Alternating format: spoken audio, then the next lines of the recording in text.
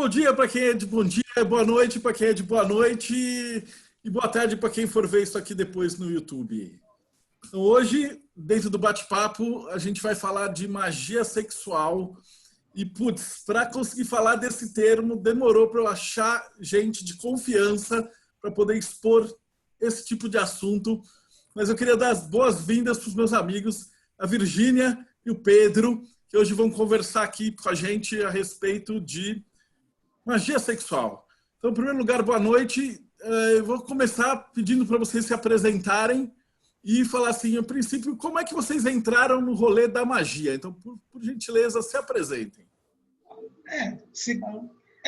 Primeiro agradecer a oportunidade de estar aqui, né? Agradecer, dar boa noite para todo mundo, agradecer a oportunidade, agradecer ao Marcelo.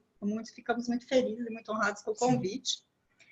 Bom, quando começou o rolê mágico, comigo, adolescência, eu, na verdade, eu sou astróloga, sou taróloga, trabalho também com terapias holísticas, sempre tive interesse de trabalhar com sexualidade, isso é a Virgínia hoje, né? Então, fui buscar uma formação, sou também sexóloga certificada, fui buscar uma certificação para trabalhar com astrologia de relacionamento e também até pelo interesse por magia sexual. Eu queria fazer isso de uma maneira que não fosse só, eu queria me aprofundar e ter embasamento até para utilizar algumas dessas ferramentas de maneira terapêutica.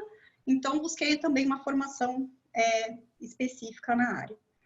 Como eu entrei no meio da magia, bom, eu era adolescente mesmo, acho que 14, 15 anos eu contei aqui, meu primeiro contato, assim, que eu tive, sempre fui interessada por esses temas. Com 14 anos, eu quis brincar, e era uma brincadeira mesmo, com um baralho cigano. Eu passei na banca, comprei a revistinha do baralho cigano, tinha lá um parágrafo de significado de cada carta, você destacava, assim, uma folhinha e cortava as cartinhas. E eu comecei a jogar para as minhas amigas com 14, 15 anos, e aí eu vi que aquilo não era assim tão aleatório, que você tinha, assim, algumas coisas, algumas previsões, algumas coisas de fato, aquilo tinha uma lógica, tinha uma relação e não era tão brincadeira assim. E aí disso eu resolvi estudar tarô com 15 ou 16 anos. Quando eu comecei a estudar tarô e que eu fui naquela de escolher qual tarô utilizar, eu vi vários tipos de tarô, me apaixonei pelo TOT. Não comecei a usar o tarô de TOT naquela época, né? Meus primeiros decks ali eu fiquei entre o Rider-Waite e depois eu usei um pouco do mitológico também, da Liz Green. E aí meio que me conhecendo um pouco, e o TOT, eu me apaixonei pelo TOT, e aí eu comecei a estudar magia até por conta das correspondências. Minha entrada no hermetismo foi por conta do tarô, foi por conta de perceber que atrás do tarô de TOT você tinha, e aliás foi o primeiro livro sobre Telema que eu tive contato, que foi o 777, né? E quando caiu aquele monte de correspondência na minha frente, eu falei, uau, eu quero aprender esse negócio todo aqui, que eu achei essa brincadeira divertida. E aí, enfim, passei nisso, passei por várias coisas, passei por um pouco de uma fase meio Wicca, ainda na adolescência, passei por algumas ordens iniciáticas bem mais tarde, acabei seguindo um caminho sozinho, um caminho solo, digamos, como bruxa, como magista, e não trabalhava, não tinha ideia de trabalhar com esses temas, tá, gente? Eu fiz uma formação, sou formada em comunicação, sou pós-graduada em administração, trabalhei em diversas empresas, resolvi mudar de profissão, hoje eu me dedico, isso está fazendo full, assim, uns 5, 6 anos que eu vivo integralmente do meu trabalho.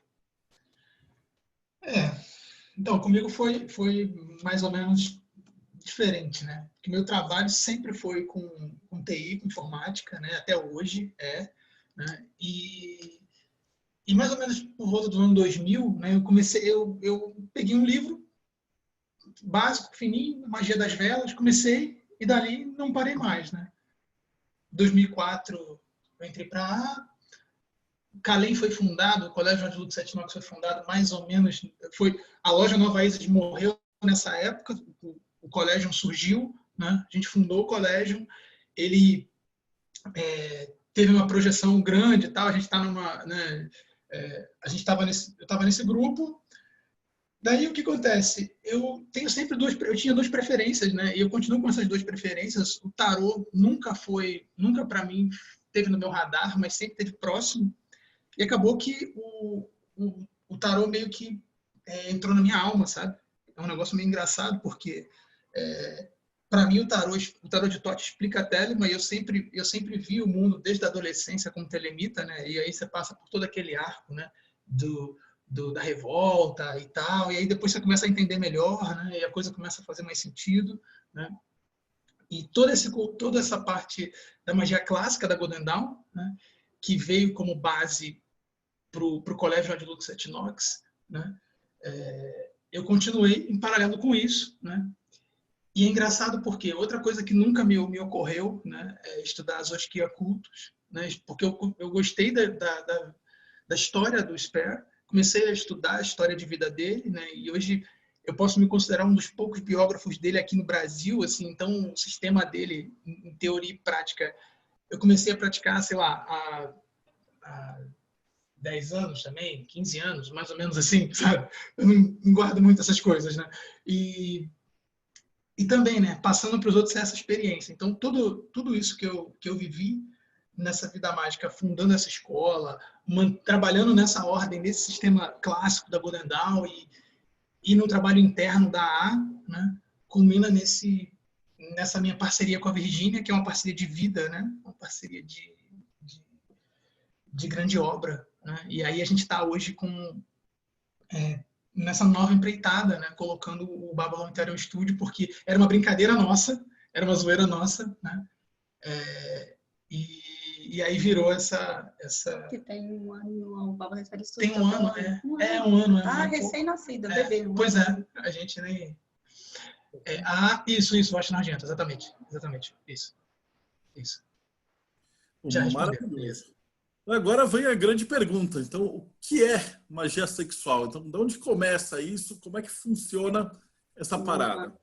Cara, vamos compartilhar A gente fez uma apresentaçãozinha mais para servir de um guia para a gente falar um pouco sobre o tema. Deixar o pessoal aí meio livre para perguntar, livre para falar. Tranquilo. Tá? Porque assim, vamos lá, abrir aqui. Isso. Deixa eu explicar para o pessoal que é novo. Eles vão apresentar e falando. E se vocês tiverem qualquer dúvida, tem uma parte de chat aqui do lado e vocês digitem as dúvidas ali. E aí eu repasso para eles para não interromper o raciocínio. E fiquem à vontade, sejam muito bem-vindos. A gente está acompanhando o chat também, né? E aí, qualquer coisa... Já tem pergunta. A gente vai falar. A relação de magia sexual e tantra. Vamos falar disso. Vamos falar, já estamos chegando. Tá, assim, a gente fala, já está no roteiro aqui. Então, a gente só falar um pouquinho, só tipo um slidezinho da gente. Ai, cadê? Como é que ele anda aqui? Não, você tem que apertar isso, tem que clicar aqui, eu acho. Não tá andando. Aí. Agora sim. Agora onde que clica? Bom. A gente é um pequeno manifesto sobre o que é o Babylon Interior Studio. Né, o que nós somos, o que a gente pretende ser, a gente quer falar mesmo com informação. É até interessante porque a gente tem um filhote que também está recém-nascido, que é o Safira Estrela, que tem 2 episódios gravados até o momento, mas a ideia nossa era justamente compartilhar informação. É sensacional a gente falar de magia sexual, até porque eu acho que é um tema que a gente tem muita dificuldade, né? E eu acho que é uma dificuldade para muitos autores, e no Brasil, especialmente, acho que a gente tem uma dificuldade muito grande de falar sobre o tema e falar de maneira natural, né? Pode passar? Pode passar. Beleza. Então... A gente falou da gente, acho que a gente falou da gente, dispensável. Né? Dispensável, só para vocês verem o Zezinho. Só para ver o Zezinho. Então... E aqui é o que a gente vai passar aqui. Mais ou menos o roteiro. Mais ou menos o que a gente vai, né? O que a gente vai conversar, que entre os temas tem ali. Vamos lá. Vou botar aqui desse lado, né? Para a gente poder ver. Isso aí. Pronto. Bom, primeira coisa, assim, pensando o que é magia sexual, assim, do que a gente está falando quando a gente fala de magia sexual. A primeira coisa que a gente tem que ter é que é algo extremamente natural do ser humano, assim como o sexo é algo natural.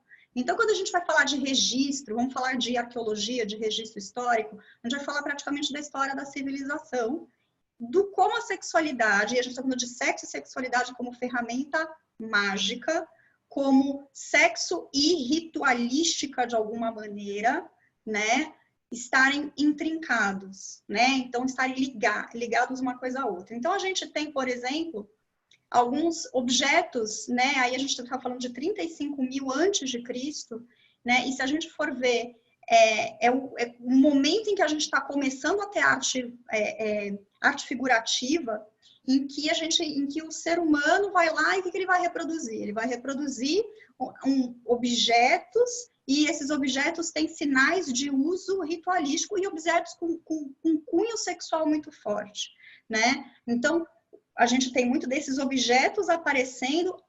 Escrito, a gente vai ter 3000 a.C., mais ou menos, que é quando começa a via escrita. E escrito a gente vai ver, né? Mais para frente a gente vai falar um pouquinho até a relação de Tantra e magia sexual. A gente vai ver que o pessoal do Oriente deixou mais coisa escrita, não que praticassem mais, mas que deixou mais coisa documentada ali quando a gente está falando num período anterior. E essa parte da magia sexual, o que a gente tem que ter em mente é que ela é pano de fundo para várias religiões, né? Porque ela veio do paganismo, né? Ela era um modo como o ser humano se relacionava entre si e também interpretava os símbolos da natureza, né? E isso permeia as religiões nas várias localidades do planeta e em todo o espectro das eras. A gente vai ver nos próximos slides, esses apetrechos que a gente tá falando vão, sei lá, de 500 anos de Cristo a 500 depois. Assim, da China vai de, sei lá, 500 antes de Cristo a 1200, ou até os dias de hoje. A gente fala de épocas muito variadas e várias regiões do globo, e a gente trouxe aqui só, digamos, alguns exemplos. Eu vou aproveitar para responder a Rose. Magia sexual cria? O ego pode servir dessa energia para criar? Quais as implicações disso? Acho uma pergunta bem legal da gente pensar. Sim. A magia sexual, ela, como a gente colocou ali, ela utiliza o corpo como ferramenta. Então, é o corpo integral, né? O ego é parte desse corpo, né? As energias, as secreções, as sensações, os sentimentos, né? E é o corpo como um todo. A gente é integral. E, assim, uma coisa que é interessante a gente perceber é que, assim, você tem a simbologia de masculino, de polaridades, masculino e feminino, você pode ter uma visão simbólica disso, e você também pode ter, nos rituais que envolvam sexo, você vai ter uma representação prática e material disso, né? Então, a magia sexual basicamente é, gente, magia, com a diferença que você vai usar componentes sexuais, que pode ser de maneira simbólica, mas também pode envolver a parte prática, o ato sexual em si, falando também de técnicas masturbatórias, tá? Então, assim, magia sexual é isso em essência, tá? Claro que você vai ter leituras em diferentes culturas, em diferentes ordens, em diferentes abordagens, mas basicamente é isso. Pode passar? Vamos lá. Tá. Vamos lá. Eu lembro que eu estava falando ali de 35.000 antes de Cristo, né? A gente vai falar aqui, essa Vênus, né, foi encontrada, foi apelidada de Vênus, na verdade, tá? Não é que ela tem uma relação, mas essa imagem, né? Acredita-se que a primeira é a mais antiga arte figurativa encontrada pela arqueologia. Então, significa que quando o ser humano começou a pensar figurativamente, pelo menos até o momento que se tem de mais antigo, pensou no quê? A primeira forma que ele deu foi de um corpo feminino, com seios avantajados, com ancas avantajadas, e isso aparece dentro de uma caverna que depois, isso aqui em 35.000 anos, depois a gente vai ver 28.000 anos, o primeiro, né, vamos dizer hoje um termo muito utilizado no mercado de produtos eróticos, se chama dildo, né? Na verdade, o que ele é? Uma reprodução de um falo, né? Ele era todo feito de pedra e ele tem marcas de uso, né? 28.000 anos, ele tem marcas de uso. Então, assim, acredita-se que ele era de fato utilizado para rituais ou com algum uso que não era só, tinha ao lado como um acessório sexual, mas que ele tinha um significado maior, até porque nessa mesma região foram encontrados, por exemplo, existe um meio homem, meio leão, como se fosse uma besta, que data daí de 25.000 anos, mais ou menos, nessa mesma região, né? Então, esses objetos, eles vão ter uma carga erótica muito forte e, considerando todas as análises desses objetos, eles eram utilizados ritualisticamente. E a gente não tem como precisar hoje o nível do subconsciente que isso está, né? Porque esse dildo, ele era usado ritualisticamente, mas também especula-se que ele tenha sido usado para acender fogueiras, Então, em que nível que o bastão está associado com fogo, né? Com fala, está associado com a criação, com fogo, com esse negócio que, né? Em que nível do subconsciente da humanidade? E a gente está falando de 28 mil anos, 30 mil anos atrás, né? Um negócio assim. E esse aqui aparece no norte da Alemanha, né? Na verdade, no sul da Alemanha, dentro de uma caverna. Então, assim, a gente nem se sabe muito bem em que estágio a coisa estava, mas acredita que eram realmente povos nômades que passaram por ali, ou se abrigaram naquela caverna e produziram ou fizeram algum tipo de ritualística lá. Beleza? Vamos lá. Foi. Nossa, depois a gente tem, assim, a gente está dando aqui um recorte de tempo, digamos. Que deu uma evoluída para o outro lado do mundo, né? Esses são... Eita, peraí, fiz aqui. Não, peraí, não, só minimiza. Aqui, isso. pronto, aqui eu abri o chat e ficou enorme, então abri. Então, aqui a gente vai ver, por exemplo, o que se chama de bolas de Benhua, né, que nascem com esse nome Benhua no Japão. Na verdade, elas eram utilizadas para fortalecimento da musculatura circunvaginal, a musculatura pélvica. De onde vem isso? Esses exercícios de fortalecimento, né, as bolas, elas vão, na verdade, acrescentar um nível maior de dificuldade nesse preparo físico, mas existem, aí a gente vai ver, dentro da literatura tântrica, né, a gente vai falar um pouquinho mais sobre Tantra, que as pessoas têm assim, Tantra, pensa que de tudo que o Tantra abordava, e a gente tem a ideia de ver Tantra como algo estritamente sexual no Ocidente, pensa que assim, mais ou menos, a estimativa é que mais ou menos 7% da literatura tântrica fale de sexo e técnicas sexuais. Os outros 93% cobrem 1000 outros assuntos que não são esses. Mas a gente ficou no Ocidente fascinado por esse 7% que eles escreveram e que era muito mais, pensa que esse 7% ele traz muito mais coisa do que no momento em que a gente aqui no Ocidente toma contato com isso, do que a gente tinha de informação sobre sexualidade num nível amplo.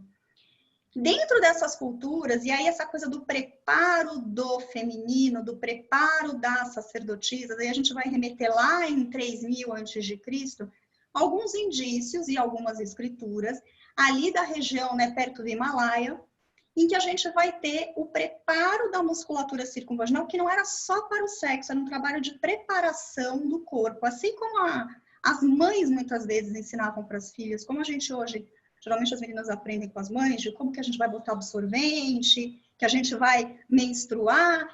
Parte disso também era fazer uma série de exercícios para a musculatura pélvica, para vocês terem uma ideia do quão valioso é esse material, e não só falando de magia, ou falando de prazer, ou de sexo em si.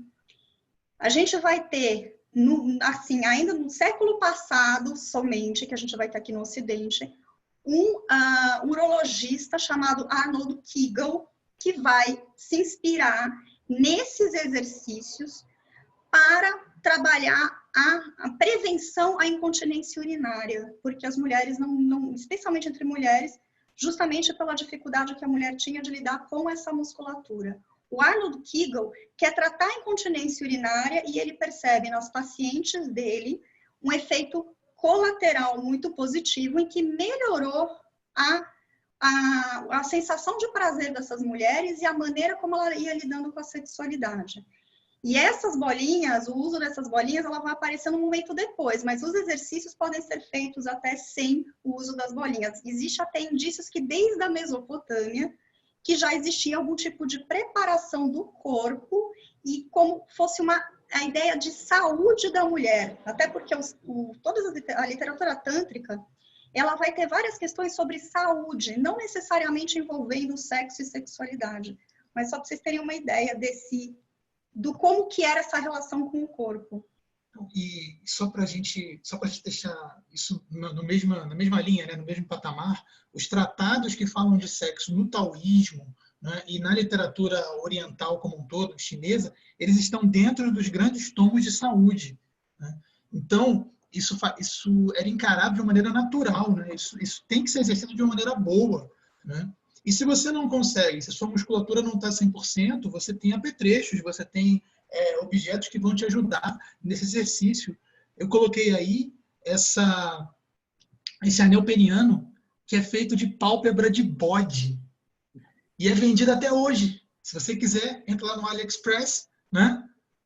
Eles deixam na água e o que acontece? O sujeito bota isso porque o imperador da China, ele tinha que fazer um ritual e quem dava o sinal propício para o acasalamento, para a procriação, era um bode. Para a produção do herdeiro mágico, do príncipe. Né, que o príncipe que ele ia ter para ele poder gerir, né, para ele poder levar a dinastia, poder seguir com a dinastia. Uma coisa interessante da gente perceber é que como isso era incorporado em hábitos, não necessariamente com essa aura toda que a gente tem do sexo mistificado. Né? Nesse caso aqui, por exemplo, da educação das sacerdotisas, era também a educação sexual da própria moça, da própria menina. Tá? Uma coisa que a gente pode pegar, isso acaba chegando no Ocidente como pompoarismo, vocês sabiam, assim, hoje a gente, assim, o grande centro que tem shows, quando vê aqueles shows, não sei se vocês já viram, tiveram oportunidade de ver, que arremessa a bolinha de ping-pong com a vagina, etc. Não, atira dardo. Não, negócio sensacional. Joga um balão pro alto, a mulher manda um dardo na hora. E aí, assim, a gente tem, nesses shows que se tem na Tailândia, né, são shows, eles são uma espetacularização. Meio que na Tailândia eles se especializaram nisso e é uma atração turística hoje, de fato, esses shows das mulheres pompoaristas na Tailândia. Mas isso nasce lá atrás com uma ideia mesmo de proteção e de saúde, porque previne várias questões femininas mesmo, incluindo incontinência urinária, facilita o parto. Existem muitos exercícios que se faz na preparação para o parto, ajuda na recuperação no pós-parto, previne, inclusive, cólicas menstruais. Então, assim, é uma sabedoria milenar que, enfim, a gente acabou se fascinando no Ocidente e tem muita gente que vai para a Tailândia só para assistir esses shows. Pode passar? Esses exercícios não são exclusivos femininos, não, tá? Existe exercício para o homem, né? E também tem uma técnica, né, para você fazer e adquirindo esse controle desse sifão interno que a gente tem, né? Porque o homem, diferente da mulher, ele usa o mesmo canal, né, para as duas coisas. Então o músculo, nosso músculo é diferente do conjunto de músculo da musculatura pélvica feminina, né? Então, assim, se você é homem que está ouvindo aí, né, se você quiser fazer um teste, faça xixi em 5 tempos, né? Faça, pare, conte 1, 2, 3, 4, 5. Continue fazendo, conte 1, 2, 3, 4, 5. Esse exercício, Pedro, ele é um exercício que, assim, ele é um exercício interessante para você identificar a musculatura pélvica, sim. Se você tem dificuldade de isolar essa musculatura. Agora, ele não é recomendável de que seja feito continuamente. Não, de maneira contínua, porque a maneira, quando a gente vai urinar, a gente libera diversos detritos que precisam ser eliminados. Quando a gente faz essa interrupção, você pode ficar retendo ali alguns detritos. Então, existe esse cuidado. Mas é uma dica para quem tem dificuldade. Existem algumas pessoas que têm dificuldade mesmo de identificar essa musculatura no próprio corpo. Então, esse exercício acaba servindo de interromper a urina. Então, aqui a gente colocou ainda nesses aspectos históricos, viemos para a Grécia, né? Viemos para a cultura greco-romana. E aqui a gente tem duas artes gregas, né, de Mênades e Sátiros, né? As Mênades eram as mulheres loucas, né, de Baco, as forças femininas, né, do bacanal, dos rituais sexuais, e os sátiros também eram as forças masculinas, né? Eram e na Grécia, em Roma, não é, o sexo afina, na verdade, a sua influência religiosa, né? E se diversifica, na verdade. Porque o que a gente vê hoje é que muitos dos tabus, dos preconceitos que a gente tem, os romanos, os gregos, não faziam a menor ideia, isso não tinha a menor importância para eles. Tem uma história interessante, que depende ali muito da fase da Grécia Antiga, que, aliás, é uma das coisas que eu acho que dentro de Telema é muito discutida, sobre o que se fala de prostituição sagrada na Mesopotâmia, por exemplo, que, na verdade, essa visão da sacerdotisa como a prostituta é algo que vem do Heródoto, como historiador Heródoto, que quando esteve naquela região ficou chocado com a maneira como as mulheres eram iniciadas, né, e recebiam informação, recebiam educação sexual para ter uma vida sexual. né? O Heródoto se choca um pouco com aquilo. E a ideia de prostituição, na verdade, pode ter sido, e existem algumas teses sobre isso, pode ter sido um grande erro de tradução, na verdade. Ele usava um termo hierórdula, que é aquela que recebe.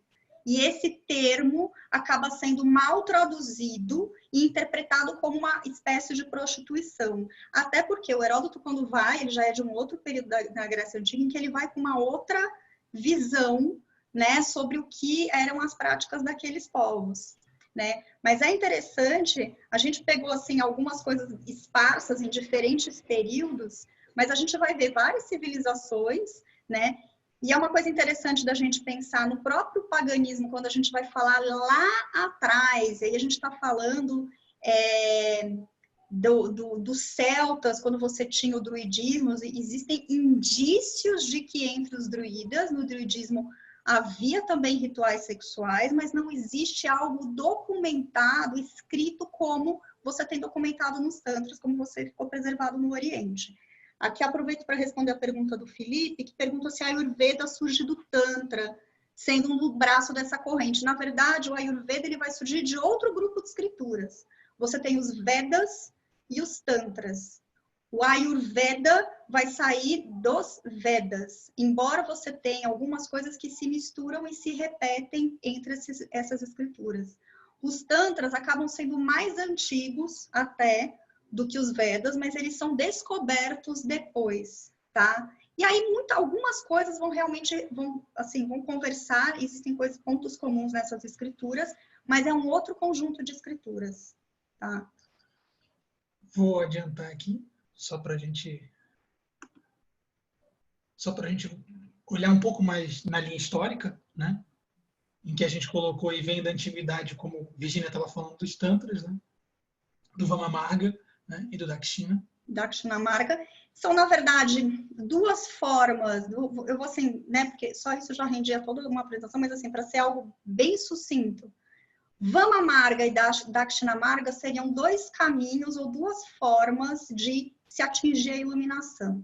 Enquanto o Dakshinamārga, que seria o caminho da mão direita, ele teria a ideia de união ao sagrado, o Vamamarga teria a ideia de fazer-se sagrado e unir-se no sentido de igualdade, integrar ao sagrado.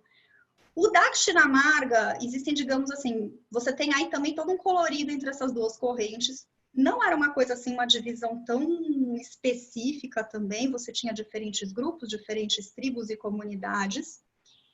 O Dakshinamārga, digamos que os xiitas do Dakshinamārga podem olhar, por exemplo, o Tantra como a prática de sexo sem prazer ou negando o corpo. Estamos falando do radical, do extremista do Dakshinamārga. No Vamamarga, você tem o extremista disso, como aquelas que até hoje existem comunidades em que em que se usa o sexo, digamos, em pontos pouco comuns, muitas vezes até...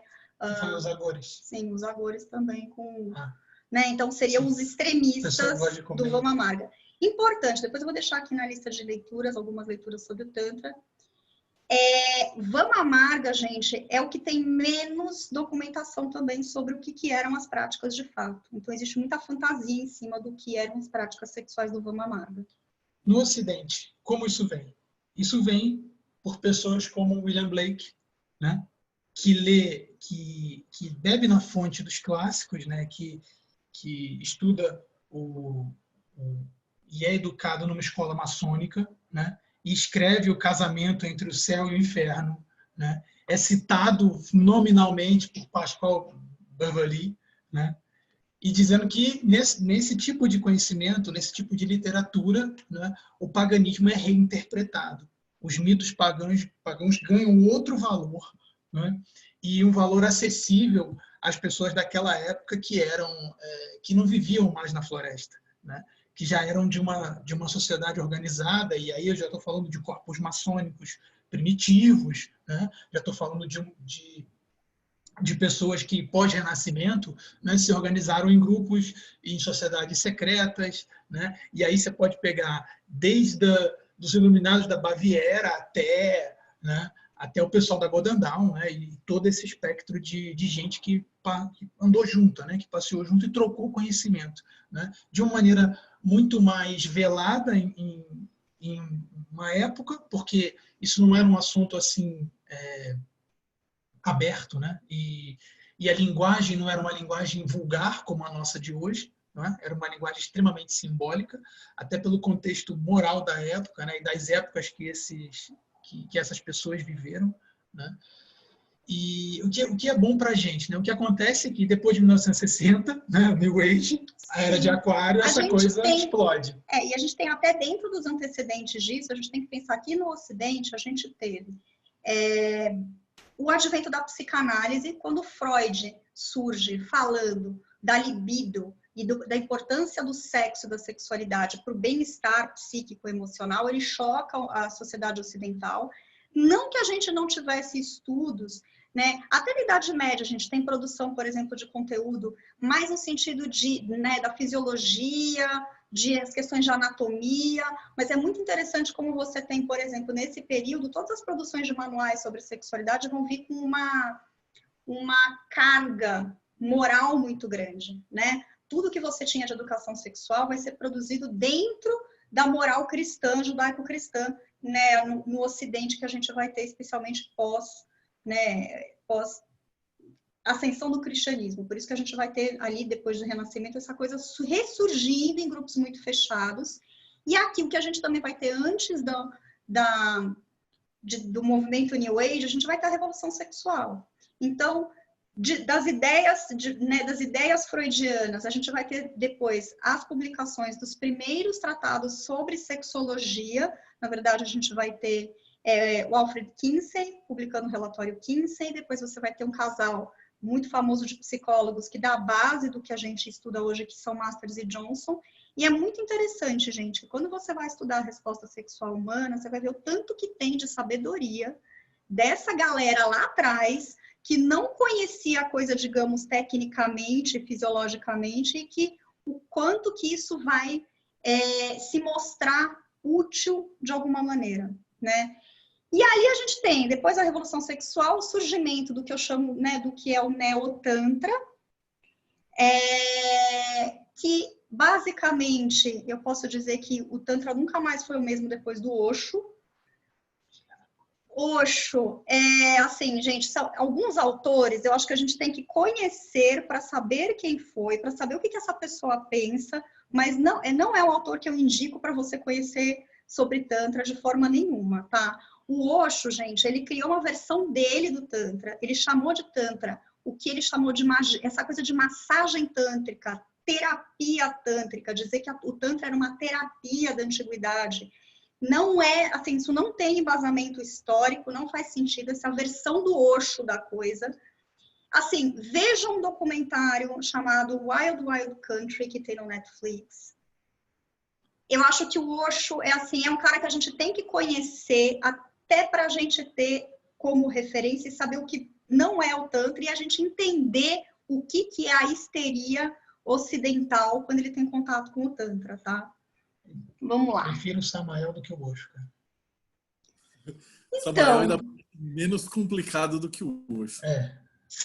Deixa eu ver aqui, vamos lá. Verdade de visão de mão de esquerda, clássica mão esquerda e mão direita, que temos, magia e ocultismo tem por base essas correntes tântricas do Bhagma Marga e Dakshina. Sim, a gente fez assim, aqui no Ocidente, quando a gente olha a mão direita e a mão esquerda, a gente se inspirou nesses conceitos.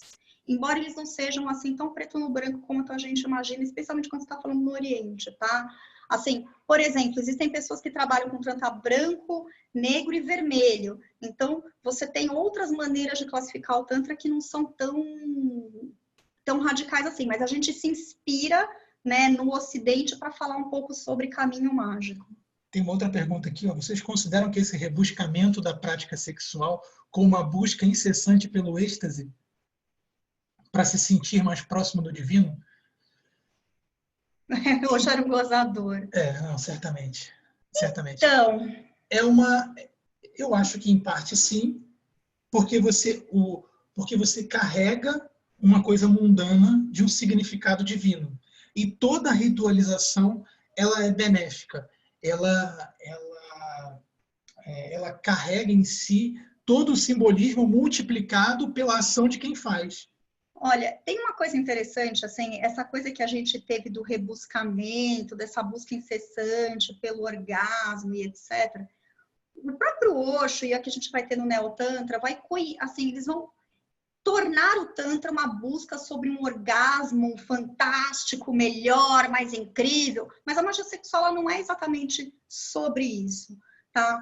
Tem uma coisa interessante também que a gente tem que entender, é que assim, quando o Osho e o pessoal do New Age chega aqui, e eu tô falando assim, além do Osho, quando a gente teve, por exemplo, a própria Wicca, vocês sabem que o grande rito da Wicca, que é o grau 3 da Wicca, ele se inspira no grau 9 da Otto, que é a ordem fundada pelo Crowley, que é a Ordem do Oriente e Oriente, que utiliza, sim, o ato sexual de maneira ritual. Então, esse fascínio, vamos pensar que aqui a gente tinha muito pouco tempo do surgimento da psicanálise, dos estudos sobre sexo e sexualidade, então isso causou um grande fascínio no Ocidente, considerando que a gente estava há milênios aprendendo que sexo era errado e estava muito longe da sacralidade. E essa reforma, né, na sexualidade, ela começa com o Crowley, porque, assim, só um parênteses aqui, o Crowley ele não funda o OTO, mas ele é responsável por essa grande reforma da ordem, da fraternidade, receber a lei de Telemann e passar a trabalhar e ter esses significados, né, com essa linguagem, né, com esse simbolismo. A Otto, anterior à entrada do Crowley, ela já até tinha conhecimento e já tinha práticas sexuais também, mas o Crowley é que vai sistematizar e se aprofundar muito mais nisso. Nossa, que legal, Lá. Nunca tinha reparado essa comparação entre o... Peraí, vamos ler para depois nas gravações as pessoas colocarem. Eu morei 1 ano na Índia e lá senti que o Tantra, por parte da maior parte das pessoas, é muito ligado à magia negra e os adeptos de Durga, que é muito forte em Calcutá. Tantra é visto como magia negra pela massa comum, assim como catimbó, etc. Isso é verdade, especialmente porque o Tantra que envolve a sexualidade, o Vama Marga especialmente, que era o que utilizava o Maituna, que é um ritual que utiliza a prática sexual mesmo, ele era muito mais fechado e considerado muito mais perigoso, até porque o caminho dele para a iluminação, ele é considerado um caminho mais rápido, porém mais perigoso, tá? Tanto que esse Tantra ele vai influenciar o hinduísmo, o taoísmo e o budismo. E dentro do budismo, que é o budismo tântrico, que se chama de Vajrayana, também é um caminho dentro do budismo considerado também dessa mesma maneira. Ele é um caminho mais rápido para a iluminação, porém mais perigoso, tá? Então, e até porque ele virou tabu, ele era praticado por um grupo muito mais fechado. Por isso que tem menos coisa até documentada sobre o que de fato era feito sexualmente falando. Tem uma pergunta aqui. Que é dos autores, mas deixa para o final. Sim. Não, a gente colocou. Eu queria botar o Samael, só para também, assim, além do Osho, outro autor que eu acho que é legal conhecer, que eu acho que é legal. Depois. Assim, o Samael também, Samael Aunveor. Eu até, assim, eu devo dizer, assim, que eu tenho até minhas reservas em relação a algumas correntes recentes que eu vejo surgir dentro de Telemann, correntes de pensamento em relação à sexualidade. Às vezes eu vejo isso como uma certa samaelização de Telemann, tá? Então, assim, algumas correntes me parecem, assim, que são contemporâneas, me parecem muito castradoras de alguma maneira. Mas o Samael, eu acho que, assim, é um autor para conhecer, é um autor para ler. O Samael sacraliza, o Samael ele faz uma confusão muito grande e o Samael é extremamente moralista, mas conheçam para saber, eu acho que é legal a gente saber, né? O Felipe falou, o Samael mete o pau no Crowley, ele xinga assim muito, né? O Crowley é o demônio. Eles tinham uma rixa, né? Também não era para menos, né? Também. Eu deixei anotado, depois no final eu pergunto, a gente volta nesse papo. Vamos falar um pouquinho de autores. Aí o que acontece? Magia que fica popular, né? O Crowley aparece na capa do Sgt. Pepper's, a gente botou a capa do Sgt. Pepper's ali só para falar um pouco de Magic. Tem Black Sabbath, tem aí todas as referências, né? O Mr. Crowley. A Wicca ficando popular. E é um surgimento da magia do caos, né? Que em algum, né, essa coisa também, hoje a gente tem as pessoas falando de carregar sigilo, da energia sexual, etc. Na década de 70 o pessoal já estava, né, pilhando nisso aí. E o jovem, né, chegou agora. Tem uma terapeuta que eu gosto muito, uma sexóloga americana chamada Bárbara Carrelas, e ela tem uma palestra muito interessante em que ela fala, gente, todos nós fazemos Tantra de alguma maneira, mas é impressionante a maneira como a gente olha o Tantra só como sexo. Por quê? Porque a hora que chegou aqui, a gente falou, meu Deus, muito obrigada, achei a tábua de salvação. E é um pouco isso. Vamos conseguir, né? Vamos conseguir agora eu consigo fazer sexo sem culpa. Sem culpa, consigo, né? E aí, nesse ponto, a gente tem isso aí, né? A gente tem esse choque do Oriente com o Ocidente, né? A gente botou nessa brincadeira aqui a árvore da vida e os chakras, né? Você vai ter vários autores falando várias associações, né? O chakra tal é associado com a sefira tal, e isso não vai ter fim, né? Os autores também, dentro, né, dos próprios estudos, você vai ter a John Fortune com as atribuições dela, o Fuller com as dele, o Crowley com as dele. Então, assim, não tem como. 10 não é 7, né? Não casa, e cada um vai ter a sua opinião. Mas o que acontece é que, nesse ponto, essa sabedoria do Oriente, ela encontra com sabedorias já estabelecidas aqui no Ocidente, né? E a coisa ganha um sistema, né? Ou começa a entrar no jogo do Ocidente, que é esse jogo de ordem, né? Essa irmandade, fraternidade, perde um pouco o caráter religioso, por um aspecto, e ganha o caráter esotérico e místico, e por outro aspecto reforça o caráter religioso em detrimento dessa mística, né? e dessa religião. Deixa eu ver, alguém perguntou aqui, na sua opinião, o Osho traz essa visão do sexo fantástico? Ou é um choque falar de sexo abertamente que causa essa percepção? Não. As duas coisas. O Osho valorizou demais a questão do prazer em si, até porque o Osho, assim, gente, assista esse documentário que é incrível, Wild Wild Country, porque é um documentário, de fato, ouvindo as pessoas. O Osho, na verdade, ele criou um grupo de seguidores e ele acabou prometendo mesmo o melhor sexo do mundo. Ele tinha um pouco essa visão e ele cria espaços que ele chamava de terapia, a ideia era de fazer terapia, com essa coisa de fornecimento de massagem, tá? Assim, para vocês terem uma ideia, um dos caras mais famosos sobre Osho, seguidores do Osho no Brasil, atualmente está sendo processado, não só por abuso e assédio sexual, como também está sendo processado na esfera trabalhista, porque ele copiou um pouco o modelo do Osho, as pessoas trabalham de maneira voluntária, prestando serviços de massagem sexual, massagem tântrica, que é basicamente, gente, a técnica da massagem tântrica é uma estimulação genital. Masturbação gourmet. Assim, tem um amigo meu dessa definição e eu acho que ela é bem dada, na verdade. É uma massagem que termina, digamos, é o que se vocês forem ver classificados de profissionais do sexo, você tem a massagem com finalização. Esse é o termo que se utiliza muitas vezes para vender esse tipo de serviço. É baixo, happy ending, né? O famoso happy ending. Tosco, é tosco demais. Mas o Osho, ele cria essa versão e ele trabalha isso como se essa fosse a grande forma de elevação espiritual. Ele cria todo, então ele cria esse sexo espiritualizado, tá? Isso é uma criação muito dele. E, cara, no Ocidente é fato que a gente, assim, boa parte das pessoas que vão falar sobre Tantra vão falar sobre isso.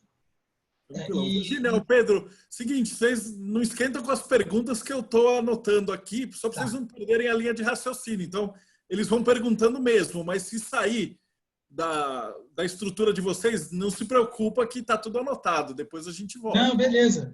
A gente vai olhando aqui a medida aqui, mas vamos seguir, porque agora a gente vai entrar numa parte, e aí eu botei essa foto aqui, né, que é a foto da missa gnóstica. A missa que todo o corpo local da UTO deve fazer, né? É a parte religiosa de Telemann. Essa é uma foto real, um ritual, na verdade, né? Uma foto disponibilizada por um oásis da OTO que fica lá nos Estados Unidos. Em São Diego. Né?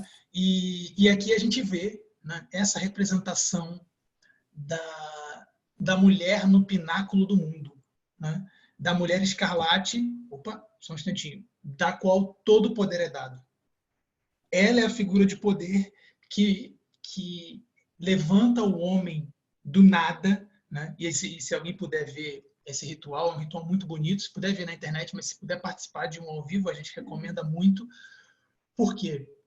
Porque o ser humano, o homem, nesse ponto, não é nada. E ela fala, criatura do ferro, levanta da tumba. Ela levanta o homem, torna o homem perfeito, e ele diz, assim eu vos conduzirei ao pináculo do mundo. Ela vai e se torna esse canal vivo, toma o seu lugar de poder, né, o seu lugar de direito, né, como o veículo da maior das adorações, né? E então essa aqui é uma cena real do ritual. O ritual acontece assim mesmo, tá? O sacerdote vê o sacerdote de vermelho, né, com a coroa e tal, que também é vestido por ela, né, ali se ajoelhando, né, e atrás a estrela da revelação, né? Então ela está com o cálice com o vinho e a hóstia, né, do outro lado, a paterna com a hóstia.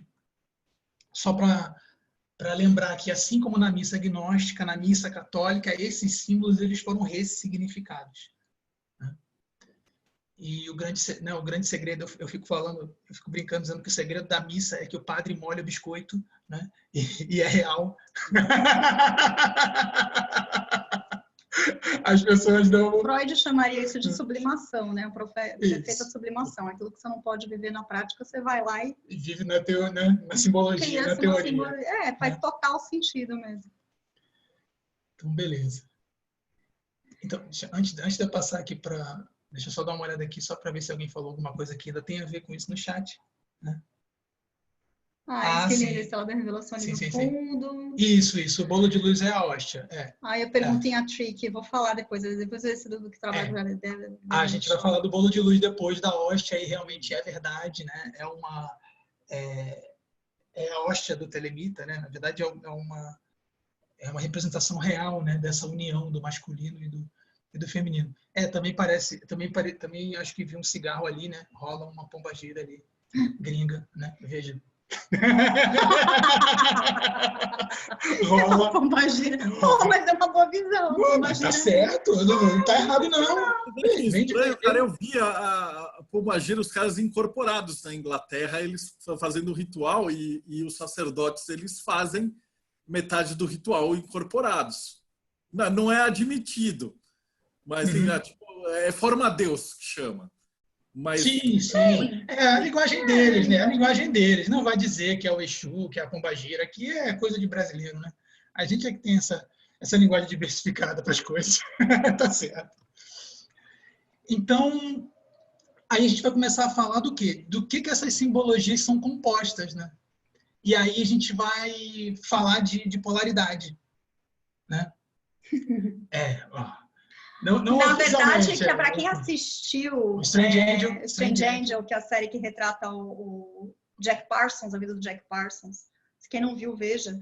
Eles meio que assim, eles fizeram algumas, né? Eles retrataram, tem a licença poética ali do diretor, como se, ou de fato, na missa gnóstica houvesse, né? O cara fizesse sexo oral na sacerdotisa, mas não é assim, tá, gente? Dá para ir na missa de boa. Não é assim, não. Não é assim, mas acho que, não sei, se quiser, acho que, né, até rola. Mas, enfim, agora a gente vai falar de polaridades. E o que são essas polaridades, né? O que é isso? E por que eu coloquei a carta do imperador e a carta do sol, né? Porque vamos falar do masculino, do sagrado masculino. É interessante a gente entender, só um parênteses aqui conceitual para as pessoas, que às vezes eu acho que sempre que a gente fala de magia sexual, rola uma baita confusão com isso. Quando a gente está falando de polaridade, a gente não está falando de gênero, até porque vamos pensar no seguinte, Sol, Lua, Marte, Vênus. Essas polaridades a gente vai ter dentro de cada indivíduo, independente do seu gênero, se ele é homem ou se ele é mulher, tá? Então, isso é uma coisa que é legal a gente conceituar bem. E também não tem nada a ver com orientação sexual. Orientação sexual é um outro conceito. Então, quando a gente fala de polaridade, a gente está falando da questão simbólica de noite e dia, Marte, Vênus, Sol e Lua. É esse conceito que, óbvio que vem da observação da natureza de alguma maneira, mas ele não reduz. Nós não somos estereótipos de gênero. Nós, né, todo homem, toda mulher é uma estrela e nós temos esses elementos dentro da gente. Tá aí a figura, né, do hermafrodita Bafomé para a gente entender o casamento dessas polaridades. A gente vai chegar no final em que dois não são mais dois, em que dois viram um, né? E até superior, né? Até mais do que um, né? Mas agora a gente olha para o masculino, né? Agora a gente olha para aquele que tudo concentra, para o ponto, né? Para a referência. E aí esse masculino, ele é uma luz manifesta, né? Ele é a lanterna acesa, ele é o sol. E é por isso que eu botei a carta do sol e a associação são com animais de virilidade e de força, né? É o leão, é o bode, é o carneiro, né? É o dragão. Então a gente tem esses animais que são animais de poder essencialmente duros, fortes, né? E a parte que é a parte convexa, a parte doadora da união alquímica, é o princípio da ação. E aí eu volto no livro da lei, volto no livro da lei que diz que vinde a mim é uma palavra tola, pois sou eu que vou. Então, Hadith lembra dessa coisa de que ele é o que concentra, mas ele é o movimento. E aí a gente tem o outro lado, a outra polaridade. Opa, deixa eu clicar aqui para aí. Agora foi. Que é a polaridade feminina, né? Que fala do lunar. Fala do lunar. Que fala... pode falar, se quiser. Para a gente fazer do fim. Então, o sagrado, assim, quando a gente fala do feminino, a gente vai falar de energia pura, né? Aquilo que a gente não... O que está por se manifestar. Então, a pura concentração de energia, mas a energia pura sem forma, é o feminino. Então, ele sempre vai ter a ideia de mistério, aquilo que eu não vejo, aquilo que eu não toco, mas que eu posso intuir ou que eu posso presumir, né? Está associado com animais de poder que tem essa ligação de sutileza, né? Então, a gente tem essa ideia de força e majestade, e aí a gente tem águia, cisne, aranha, abelha. Se a gente for ver o cisne, por exemplo, a gente tem vários mitos, né, do cisne como veículo de Deus, né, falando também, e está muito ligado ao feminino, até pela questão da sutileza do cisne, né, eu acho muito legal a gente pegar muito dessa imagem, né, e é a parte côncava geradora, né, a que vai ter, assim, enquanto você tem no masculino a doação, você vai ter no feminino aquela que vai dar a forma a tudo, que vai gerar, né? É o princípio, portanto, da materialidade, de dar forma para as coisas.